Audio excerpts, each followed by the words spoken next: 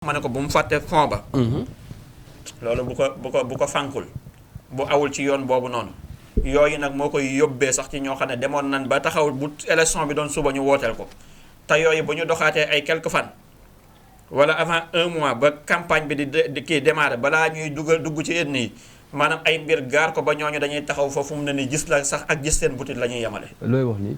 yooyu mooy gàllankoor nag yu mat di bàyyi xel man bu ma toogee mën naa saraadu ne la lii moo ma tax di wax waaye man damay jël lépp ci sama taayal rek wax la ne la nangam dana am yem fa waaye su ma ko doon détail mën naa laa détaayal wala nga ñëw ne ma foo ko teg moo tax gisoo présidentielle yi.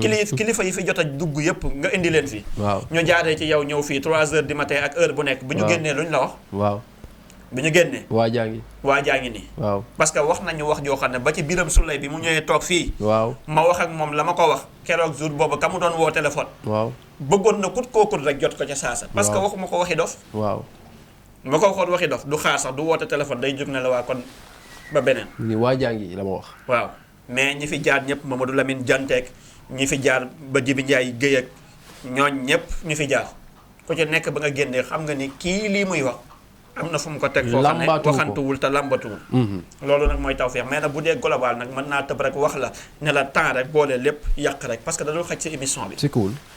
waaw te léeg-léeg way këpp gaal moom léeg-léeg su ko way ci tefes ëpp naa way ci tefes waaw kon misaan bi li ñu koy gis nii ba di ko yéem di topp misaan bi naan lu mu wax mu am macha allah yu ci bëri bokk yàlla sunu borom da koy def maanaam ba ñu xam ni may am na ci nañu xam ni benn la maanaam 100 la benn bi mooy li sëñ Maam Cheikh di révélé waaye yamu denc nag pat toog jàpp ñàmburam te di ko tiit di ko misère di ci fànk lu mu ca mën a fànk lu mu ca mënul mu toog di xaar bisam loolu dafa bëri ba kenn xamul nu mu toll. moo ëpp téeméeri junni yoon 99 yëpp révélé wu ma ko fi sëñ Xaadim.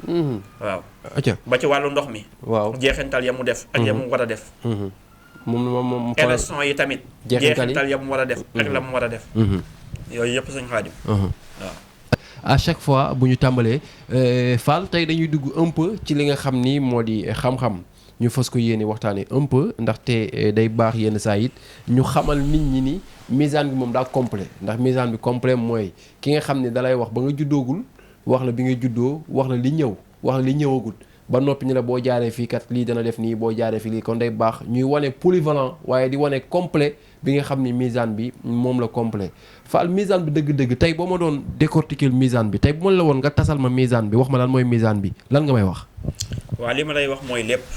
lu complet kaamil la mooy lu mat allahu lazi anzala al kitaaba bil haqq wal mizaan dafa wàcce téere bi ci dëgg ak mizaan peese te téere ba nag ci dëgg gi ko yàlla wàcce dëgg mooy li matale te mooy mujj te mooy lépp waaw maa xalaqnaa samaawaati wal arda wa maa baynahumaa illaa bil haqq diggante asamaan ak suuf ak li ci diggante bi lépp ci dëgg ba noppi tamit nee na mizaan kon mizaan moom mooy lépp te ku mu ne lii mooy sa chiffre boo doon wër léeg-léeg ma ne diw nangam mooy sa tabixa ñu naan diw da waxoon na ma nangam jàppal ni loolu lay sa tabixa de boo ko xoolee ci at mi ak chiffres yi am 5e président bii nii li ñu war a def seeni gàllankoor seeni réalité gàllankoor yi am seen diggante di mën a citer ay nit nangam ak nangam te loolu ñëwagul xam reyante yu bëri jinne yeeg nangam ñu dem jëm ñaajo ni mu bëree jinne guy di alalu jinne nit présenté ko di wàññeeku oto ba këpp sëñ Xaadim yooyu ak yeneen yu ñu mënta wax yoo xam ne Sénégal gii sëñ Xaadim pour